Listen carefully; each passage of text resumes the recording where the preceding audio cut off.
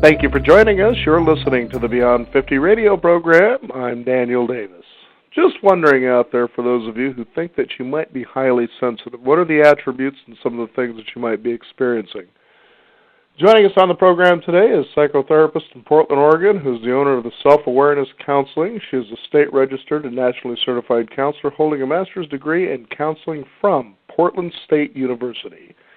She is also a licensed massage therapist, dancer, and creator of Lunar Inner Awareness movement, technique, and improvisational movement method for self-discovery. She has worked with highly sensitive individuals in either counseling, massage, or movement healing sessions for over 15 years, and she's joining us today to talk about what a highly sensitive person is. I'd like to welcome to the Beyond 50 radio program our guest, Deborah Orandon. Deborah, thank you for joining us here on the Beyond 50 radio program. Oh, you're so welcome. I'm so glad to be able to speak with you today. You bet. Now, why the subject of sensitive people? Well, I think the subject itself is something that's been around for a long, long, long time. I think that cultures across the ages have known that some aspect of their population was very sensitive. But the ways that each culture has handled that and incorporated those attributes into their society has been very different. And so in our society today, in our Western society, we've tended more toward the extroverted style, or just we're a very fast-paced, individualistic type of society. So the people, the 15 to 20% of the population that actually is highly sensitive, quite often in our society has not been quite heralded for all that they offer. So I think it's a pretty important topic that's finally starting to emerge, especially through the work of Elaine Aaron. Now, why is this important work for people to understand? So are you asking for people who are highly sensitive to understand? Right. Exactly. Yeah. So for highly sensitive people, a lot of the time how they would identify themselves typically has been that they've been told that they were too sensitive for their whole lives, that they should just get a thicker skin, that they should not take things so personally. And a lot of this will start very, very early in their lives.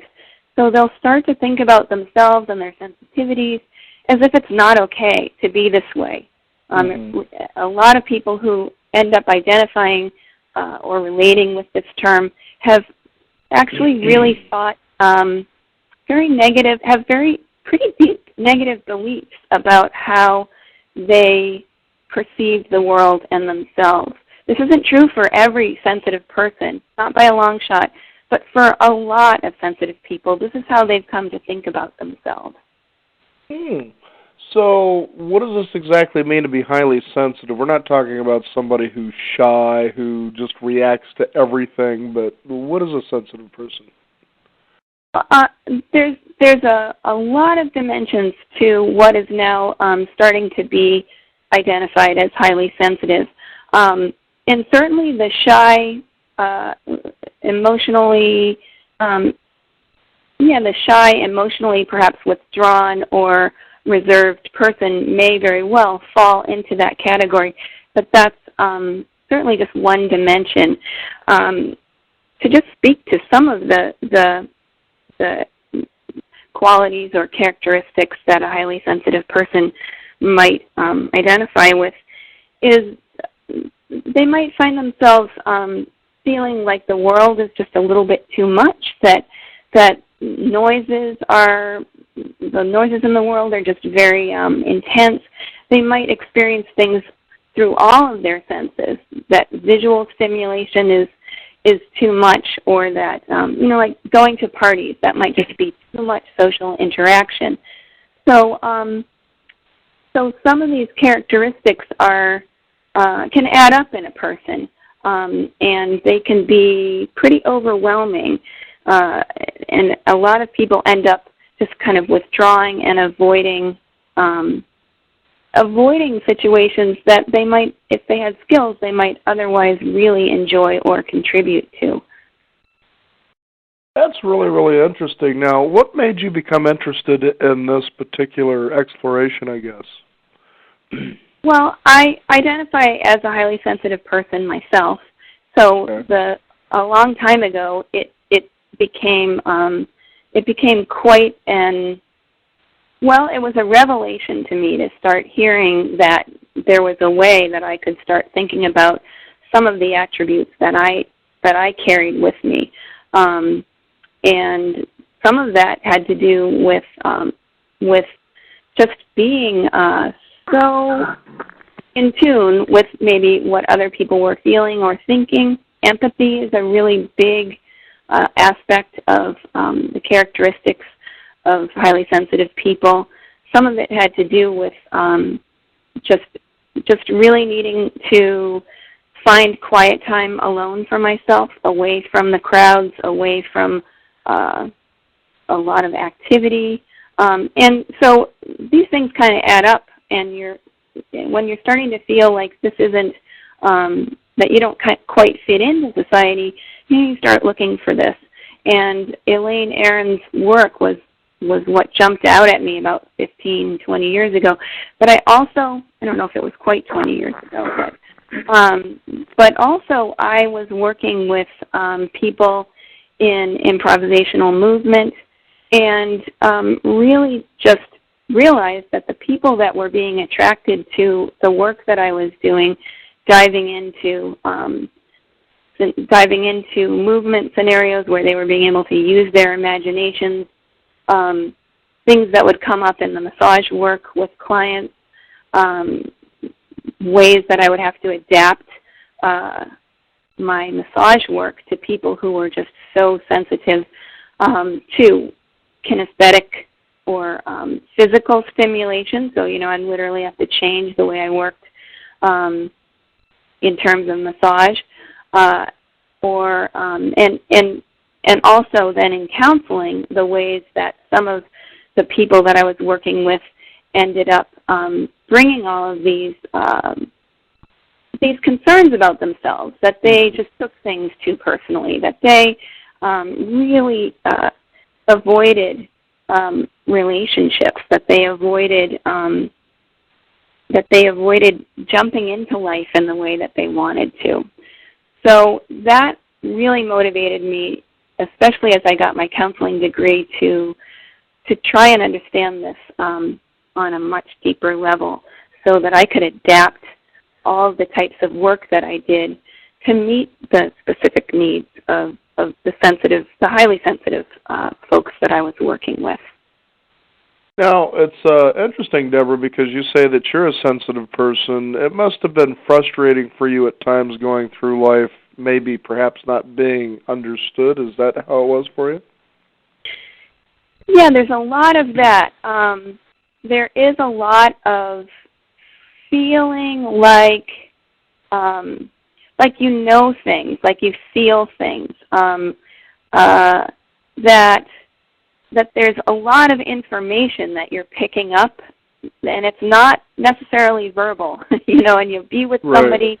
And how do you know? I mean, I had experiences that were pretty intense sometimes, especially with working hands-on in massage, where I'd have whole scenarios pop into my head about, what this person was working with, and and I don't profess to.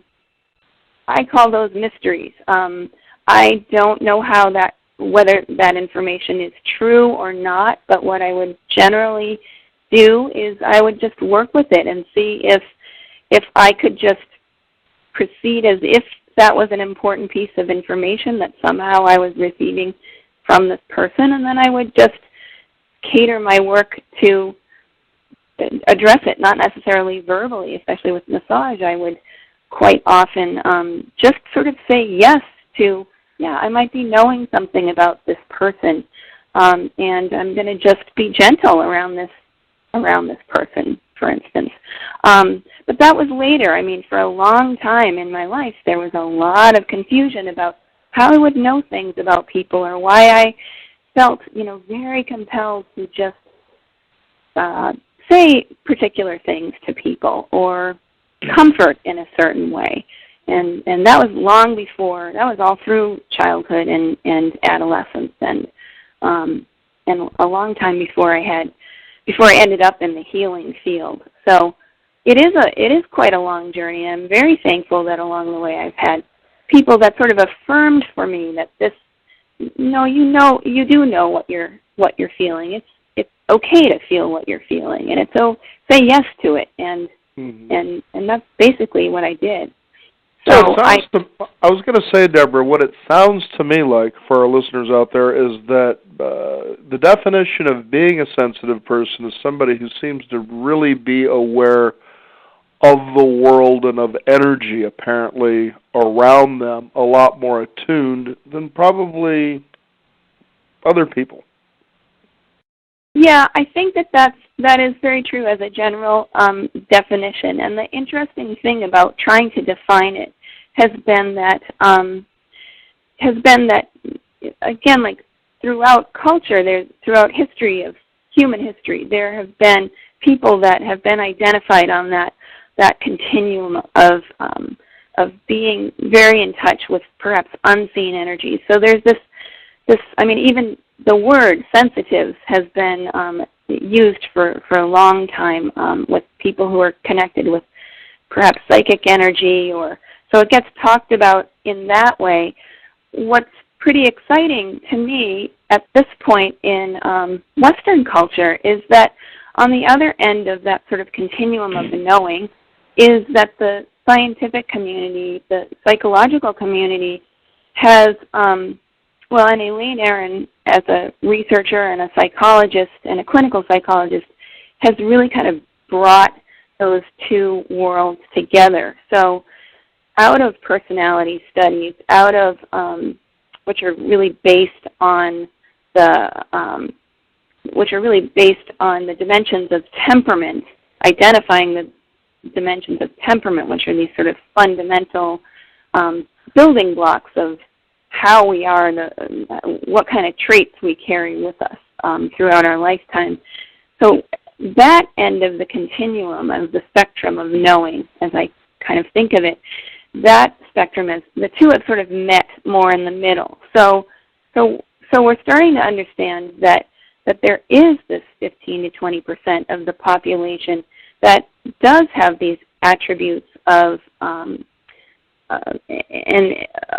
these temperament attributes, basically, that are that really are about picking up information at perhaps a more intense level.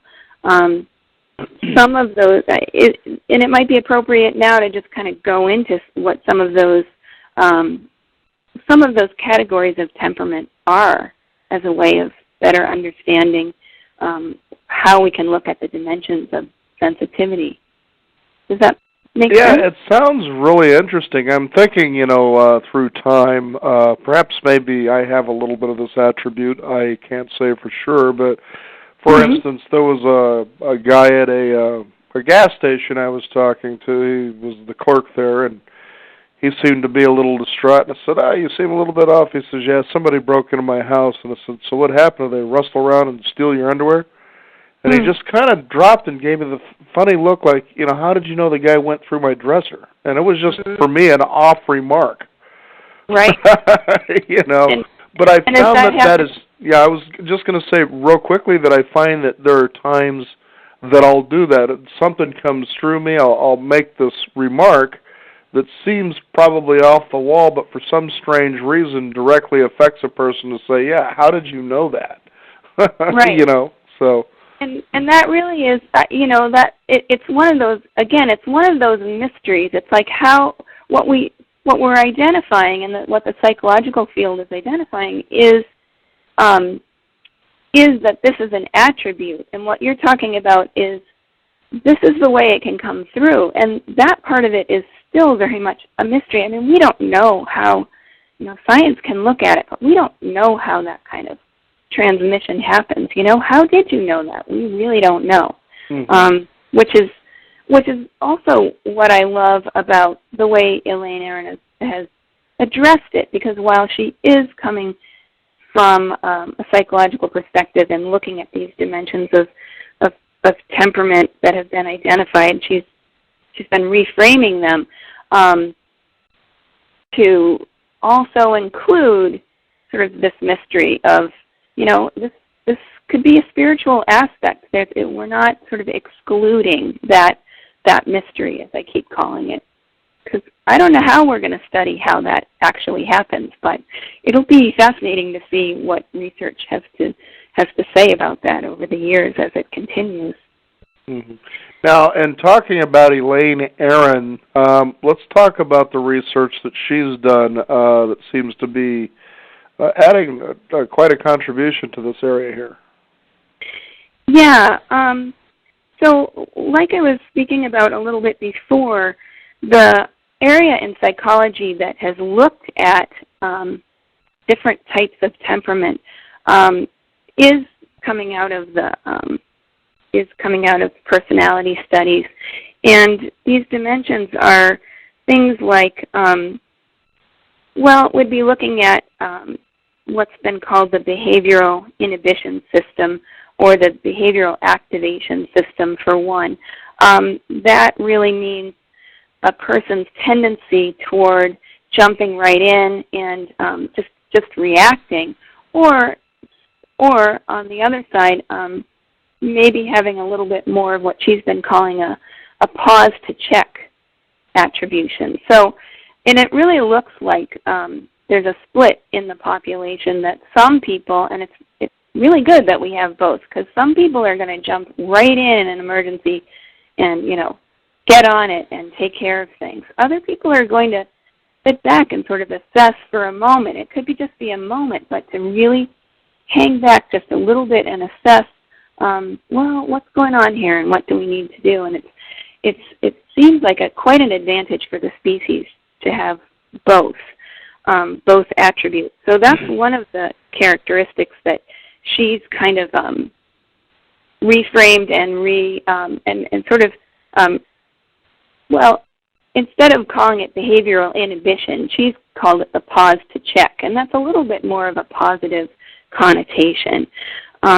She's also really taken a look at how cultural differences, how different cultures handle these attributes of sensitivity, and I think that's such a huge and important piece, because cultures that are, this is maybe too broad a generalization, but by and large, individualistic cultures have, like our Western culture, have really not valued the sensitivity.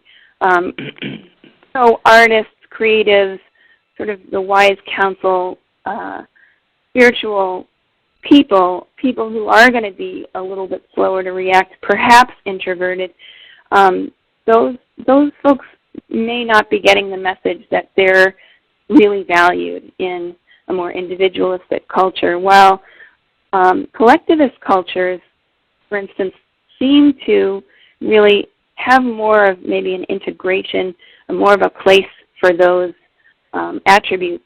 So it's very interesting, and I think for a lot of highly sensitive people, it's been, and myself included, it's been very important to suddenly hear that hey, there are other places, there are other ways of being in the world where this could be valued in a bigger way, perhaps. So those are two of the ways that she's, I think, really contributed. She's also kind of streamlined what were considered, the research itself on temperament. She's really streamlined it and talked about it in terms of this one trait, the sensitivity trait. And in the past, the way the Western culture in temperament research has approached it is that they've kind of looked at behavioral inhibition as being, traits of being extremely shy, restrained, maybe distressed when these are all studies that generally come out of infant studies, because the idea being that if we look at how these babies are reacting, then we won't have as much influence of the learned culture. So a lot of the temperament studies come out of studies with babies. But so looking at a baby that's in a new situation is really withdrawn or reactive or distressed with unfamiliar people. The studies have sort of attributed high emotionality to what Elaine is now reframed as sensitivity, a lower activity level, lower sociability level, and these babies have also been called they've been described as having easy versus difficult temperaments, or that they're slow to warm up to new situations. So all of these descriptions, Elaine has pretty much identified as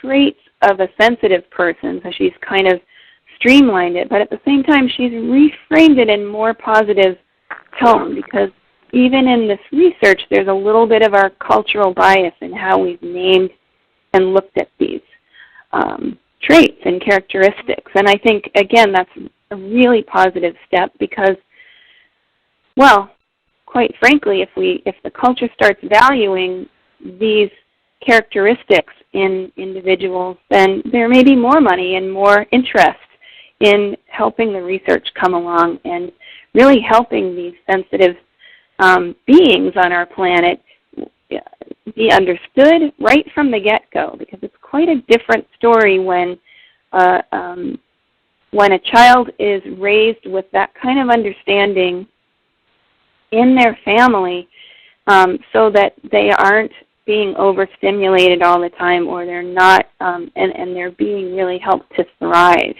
and these attributes are really being cultivated and helped to help develop into the sensitive, creative, contributing being that they are really meant to be. Mm-hmm. Now, Deborah, just think for a minute. In today's world, it seems to be busy. There seems to be advertising and information everywhere you look. It's getting to the point, why not permeate commercials into our sleep while we're asleep? And you take a look at all this. That must have quite an impact on sensitive people in the context of what we're talking about. Yeah, it really does. And so one of the biggest things, and what I'm really passionate about, is helping people find a way to manage all of this stimulation, really honoring their sensitivity and helping them find a way to,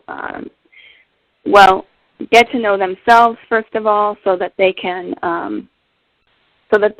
identify when they're starting to get really overstimulated, or when they've gotten heightened into this overwhelmed state, help self-regulate and help themselves calm back down. So these are some of the most basic skills that I feel like it's really important for the sensitive folks out there to start acquiring and practicing, and not feeling bad about themselves for needing to step back and retreat and not take so much in. Turn the cell phone off, turn the computer off, really give themselves time to have quiet space, take walks out in nature, whatever it is.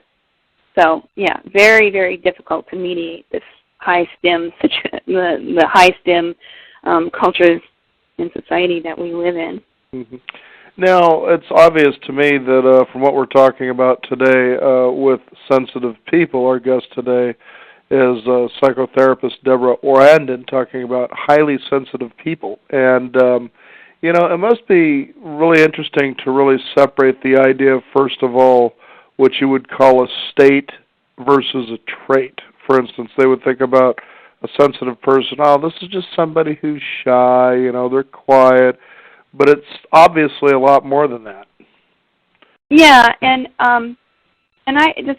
for me, again, Aaron's work was the first place that I ever heard this idea that shyness is really a state, and it's not a trait. And what I mean by that is usually we say, oh, that person is shy, or, that person doesn't like to socialize too much. And that's really a misnomer, because most shy people, people who have been identified as shy, really are socially withdrawn in very specific certain situations. So with some people who they feel really comfortable with, they flourish, they open up, they're not shy, they're, suddenly all of this, suddenly all of who they are can spill out, and it really is right there, that is an indicator that this is a state. This person will enter into the state of shyness depending on what the environment is. A trait is something that is much more enduring. It's something that is sort of running through. And so I think it's much more accurate to think of high sensitivity as something that is an enduring trait, and it might manifest in certain states like shyness or, I think shyness is really kind of the easiest one to talk about because it gets spoken about so much. Does that make sense? It does. It's just really a fascinating subject, because sometimes it seems that some people would think, well, you're being this way to take advantage of the fact that you don't want to take responsibility or be involved in anything. Some cases that might be true. Just, you kind of wonder about today's kids, for instance. Back in the day when we were growing up, or at least I was, somebody gets on you and you're probably going to look for a fight or and argue back. But this day and age, what we're hearing from school teachers and the like is that they just simply shut down. And you're kind of wondering what's really going on here. Right. I guess coming from a psychotherapeutic perspective, I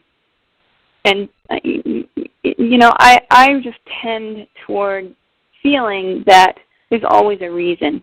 We might not know what the reason is, but there's always a reason. And then, certainly, I feel like my job is to help an individual find out what that reason is. Where do they shut down?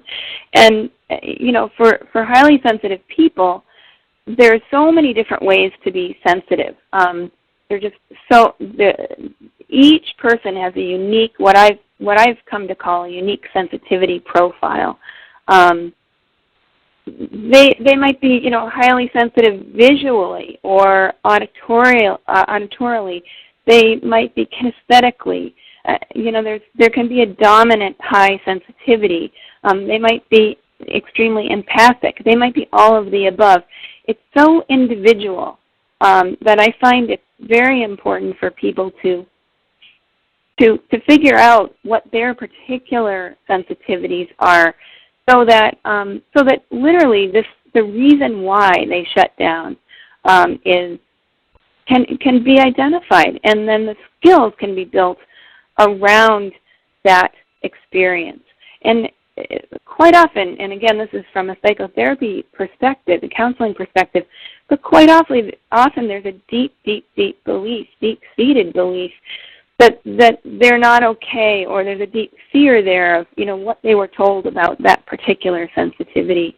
So some of that can be extremely important for people who really aren't functioning in the world the way that they know they could be.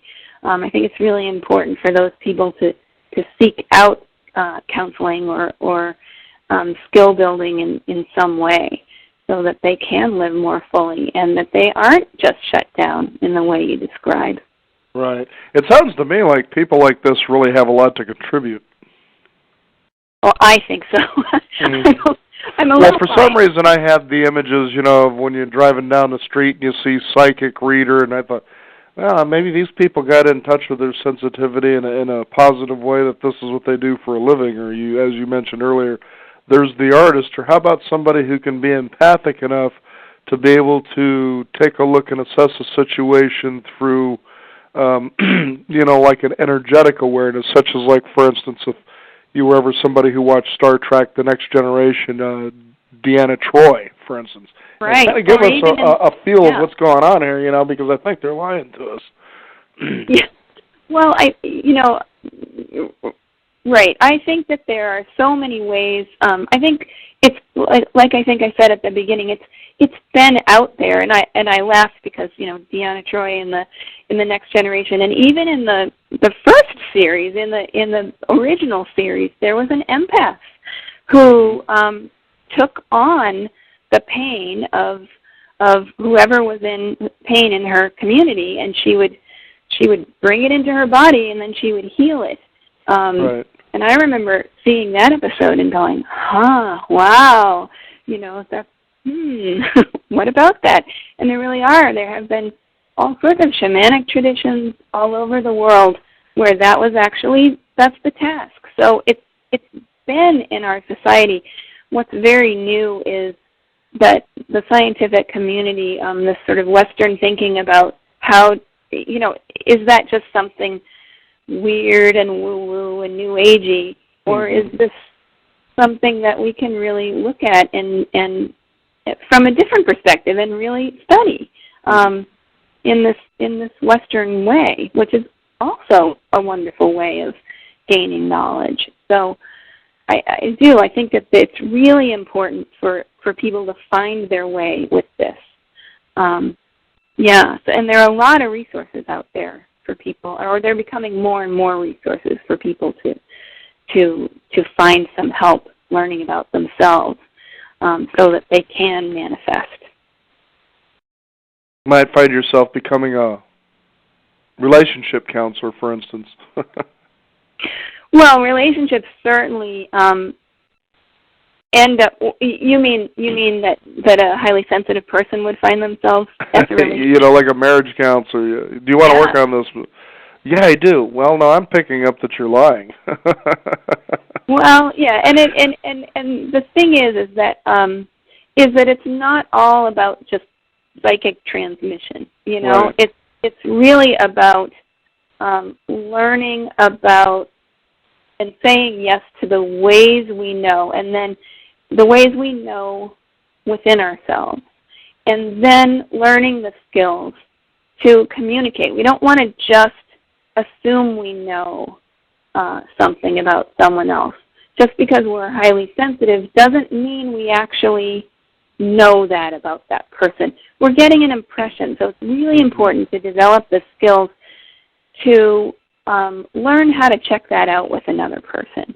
And these are fundamental relationship building skills. And I think sometimes that can be a little tricky area for sensitive people, because quite often they're right about what they know, but it's really important to keep the lines of communication open with another person by checking that out with the other person and really having a very concrete, in the room, verifying conversation that the story that they're telling themselves about what they're picking up on the other person is actually what the other person perceives about themselves. And if not, getting that corrected. I think that's one of the most fundamental relationship skills for anybody, highly sensitive or not. And then I would have to say, especially for highly sensitive people, because of this thing that they pick up a lot. Interesting subject here. How can people find out more about this, and perhaps even is there a test or a series of things that a person can discover whether or not that they're highly sensitive? Yeah, well, there is. So the Internet has become amazing for sensitive folks to be able to get connected. I mean, first and foremost, I would direct people to Elaine Aaron's website. She's written a number of books, but her website is also just very generous in offering a self-test. You can look her up either just by Googling her name, Elaine Aaron, Aron, or her website is www.hsperson.com, so hsperson.com. She describes her books there. There's a self-test. My website is starting to have more about counseling the highly sensitive person. I'm working on increasing the resources on that website, and my website is www.selfawarenesscounseling.com. So that's self-awareness, COUNSELING.com. And there, what I decided to do in Portland was offer a meetup group for highly sensitive people. And I know that there are a few other meetup groups for sensitive people around the country. So going to, if you know, because that's I don't know if people are familiar with meetup.com, but it can be quite a great way to get connected with people who have some of the same sensitivity or, just the same sensitivity aspect in common. So that's www.meetup.com. And then for the Portland highly sensitive people, once you get on meetup.com, you can just enter highly sensitive people, Portland, Oregon, but you can do that you can just enter sensitivity in your own area and see if there's one, or start your own, because I think that's a great way just to for people to just start talking about this. There's also a lot of other people. Really just search, get curious. There are people who are springing up all over the place because it really is getting talked about a lot more. I also would recommend Elaine Aaron has a book, The Highly Sensitive Child. So it's a good way to take a look at how you might look at your own child and their development. But I also find it's a great book to go through and to sort of reframe your own childhood. There's a great developmental section in the back of her book, in the second half of the book, which describes all of the developmental tasks and what that might mean to a highly sensitive person. So I found it really useful and find it very useful with clients to go through that and sort of say, well, what if you look at your childhood through this lens and sort of revisit your childhood? What would it have been like if you had this kind of support? So I think it's a great book for adults and for adults raising children. And then there's another book called Raising Your Spirited Child, which is older, and I think was really maybe the first kind of merging between this understanding temperament studies in terms of sensitivity, and that's by Mary Sheedy Kursinka. I don't know if I'm pronouncing her name right, but the last name is Kurcinka. So there really are a lot of resources, and more all of the time. I'm going to start doing some weekend workshops, monthly workshops, mini workshops to just start skill building here in Portland. So that's going to be available starting in June. Well, very good. Well, like I said, very fascinating subject, and encourage you folks to keep continuing on your path, because nothing worse than having somebody come into this world with a certain set of misunderstood gifts and them not being able to be used or useful within the community. We want to thank you for being here on the Beyond 50 radio program today. Oh, thanks very much. It was really a pleasure. Thank you very much. Deborah Orandon, thank you for joining us on the program today. Thanks. We also encourage you, the listeners out there, be sure to visit us at our website at beyond50radio.com. We'll have this information available for you as well. Quite a bit there to swallow, but certainly worthwhile, especially when it comes to you or your own children or even somebody you know. If you're highly sensitive, to find out whether or not that's a very extremely useful attribute. I think it is, personally. I try to use that kind of sensitivity when I do the radio show, for instance. Beyond50radio.com is the website, number 50 with a 50, and also be sure to visit us at our blog. We also have our shows archived, multimedia information there for you as well. Thank you again for joining us. I'm Daniel Davis. This is the Beyond 50 radio program. Remember, live your day past halfway.